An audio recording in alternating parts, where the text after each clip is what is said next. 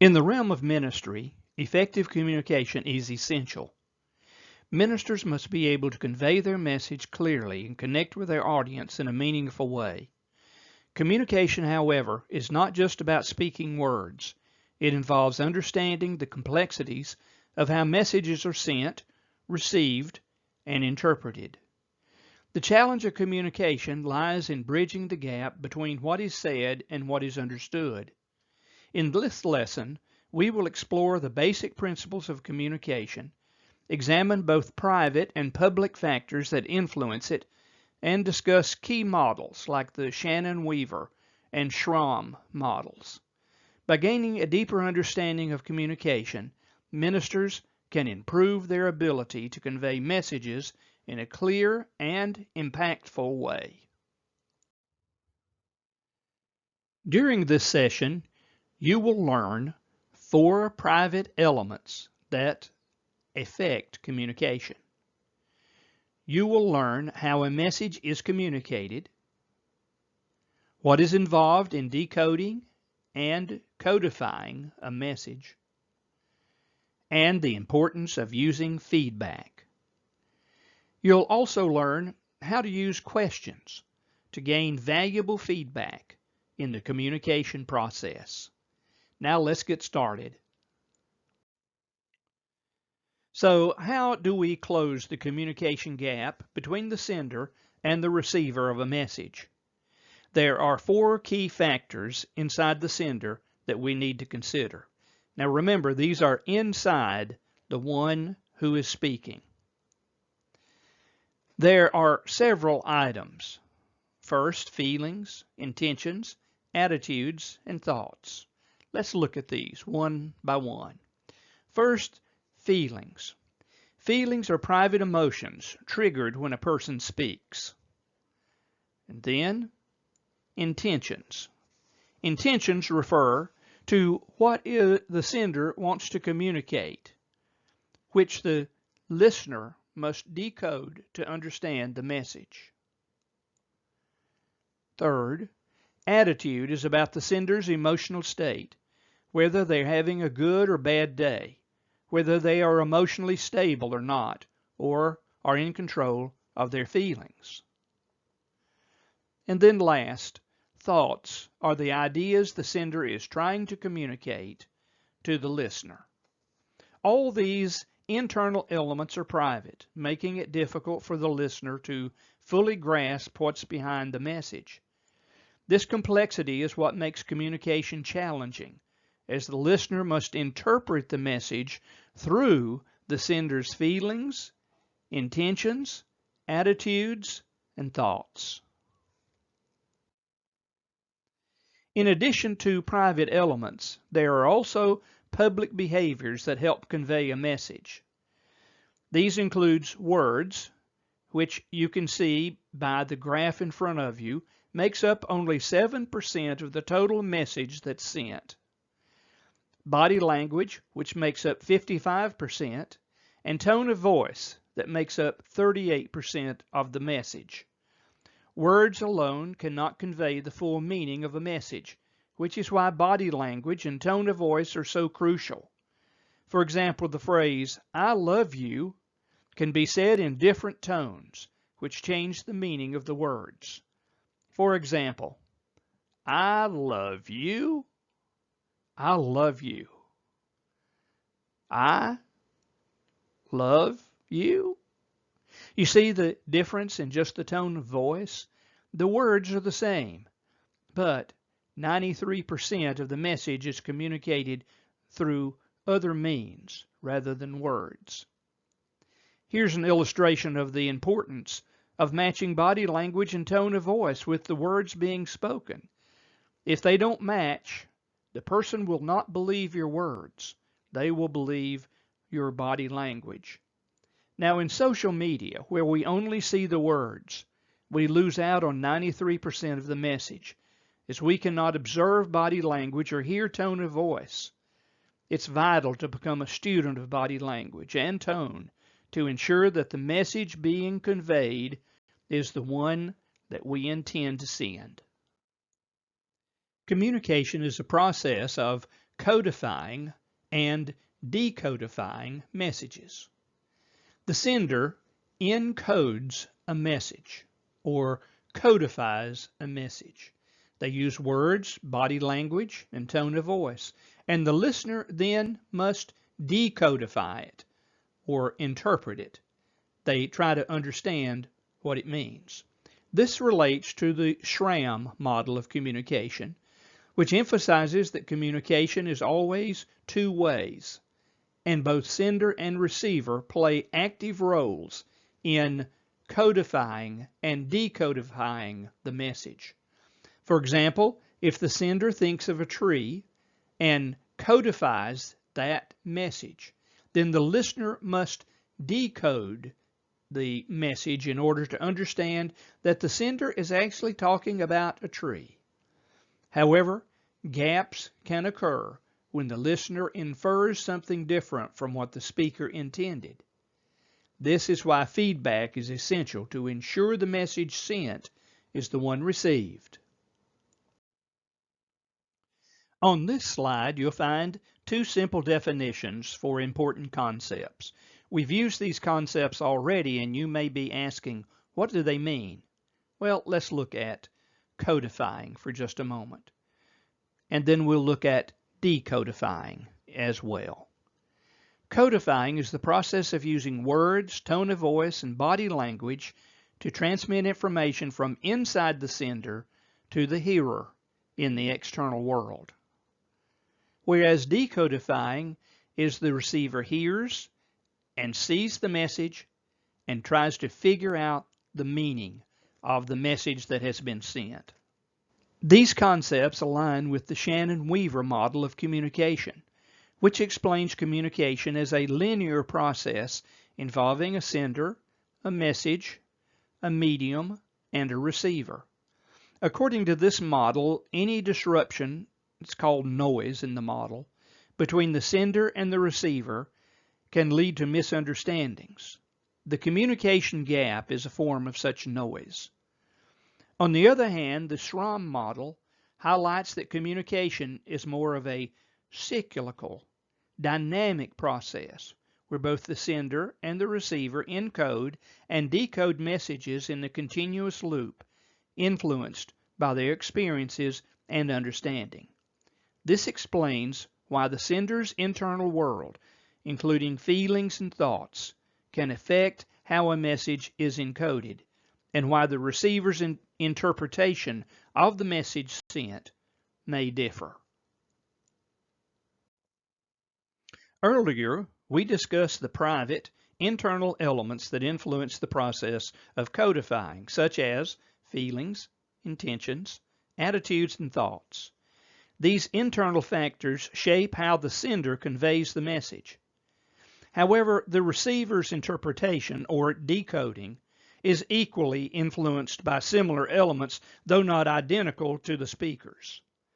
This process is also private and happens within the listener, making it difficult for the speaker to directly know the listener's exact thoughts. On this slide, we will talk about the private internal elements affecting the process of decoding. One internal element in the listener is feelings, which are triggered by the speaker's words, tone, and body language. Different words or actions can prompt various emotions, and they can be different for any number of people. The second internal factor is what we would call assumptions.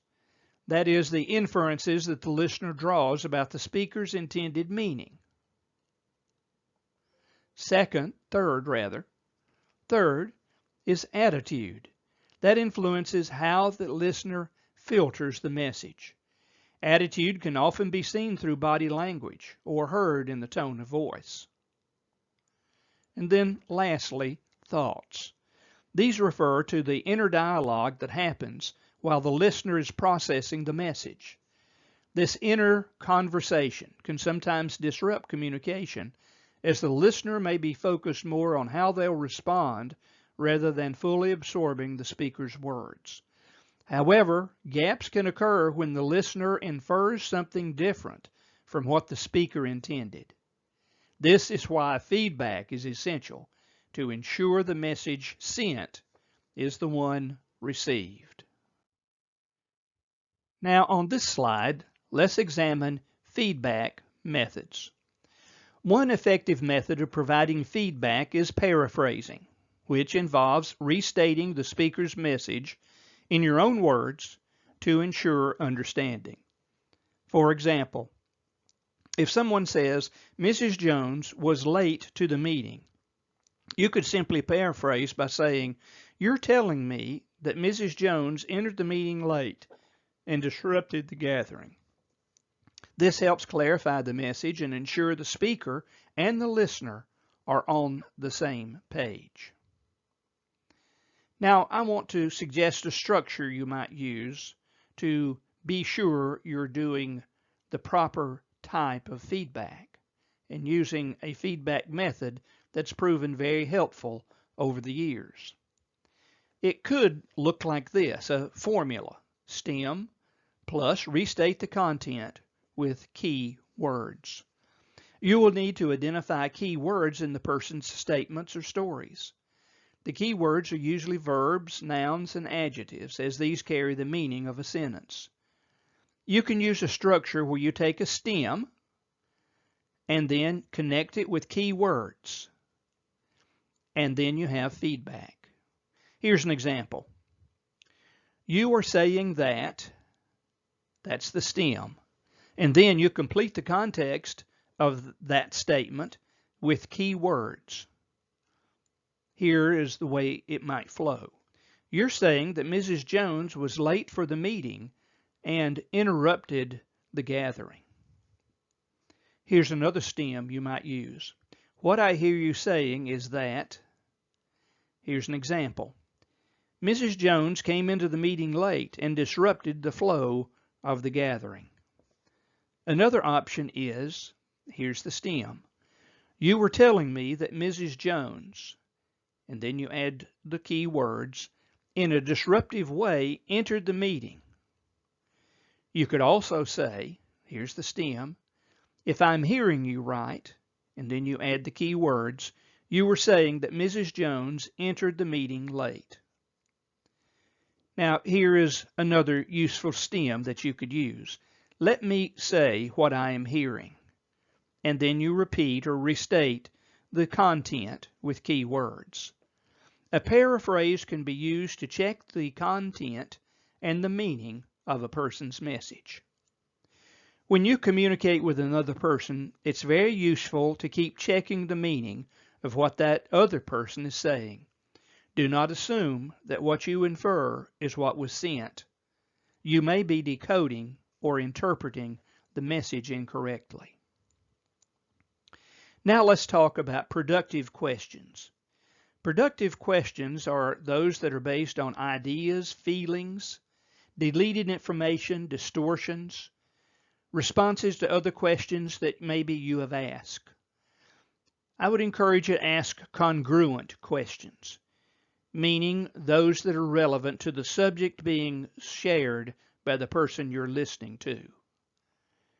You have to watch for deletions, which can be described as gaps in communication, statements that are generalized and leave out specific details. A deletion happens when some specific facts, people, feelings, and events are left out. Productive questions can help fill in the blanks. For example, if someone says, "I did not like what happened at the meeting," there's a lot of missing information in their statement. You could ask, "What exactly did you not like about the meeting?" Or, "What meeting are you referencing?" These are good questions to clarify what was left out of the statement. Distortions are how we manipulate our perspectives and our remembered experiences. Linguistic distortions, for example, are expressed through words like these: every, never, always, or continually, forever, every time, or nobody, everyone, no one, all the time, constantly, and everywhere. That's a long list of linguistic distortions. Here's an example of one being used. Bill might say, "Every time you run a meeting, we never get to discuss any of the issues. You constantly put things to a vote too soon. You do that all the time." Were you able to pick out the linguistic distortions in that sentence? How could you respond to Bill if he said something like this to you? A simple response would be, "Every time?" Just simply repeating that linguistic distortion back to him. Every time? Bill, are you saying that when I run a meeting, we never discuss the issues? This method helps bring the overstatement into reality. Frequently, distortions are used to emphasize an idea. For instance, "No one down at the church cares whether I show up or not." If that statement were used, you might ask, "No one?" Or another example would be, "Everyone went on vacation but us." You could ask the question, one-word question, "Everyone?" Another example, "You are never home." You could respond with the question, "Never?" It's possible to respond to distortions by repeating words like no one, everyone, or never, but avoid overusing this technique. Also, your tone of voice must be neutral when using it. It's important to ask questions properly. Here are some things to avoid when you're asking questions. Avoid changing the subject to steer away from emotions. For example, if you're talking to someone and they become so emotional that they cry, don't use a question to change the direction of the conversation. Or don't ask questions that invade the other person's private space. Don't ask overly personal questions. And then last on this slide, avoid asking loaded questions or making a statement while putting it in the form of a question. Here's an example. "Have you stopped beating your wife?" That traps the person into an answer that condemns them either way they answer. Effective communication is a vital skill for any minister, as it determines how well a message is understood by its audience. By recognizing the private elements that influence communication, such as feelings, intentions, and attitudes, and understanding the importance of body language and tone of voice, ministers can work to bridge the communication gap. The Shannon, Weaver, and Schramm models offer valuable insights into the process of encoding and decoding messages, as well as the role of feedback in ensuring clarity. As you continue to develop your communication skills, remember that thoughtful attention to words, tone of voice, and body language will help ensure that your message is received as intended, fostering stronger connections with those you serve. This ends the presentation.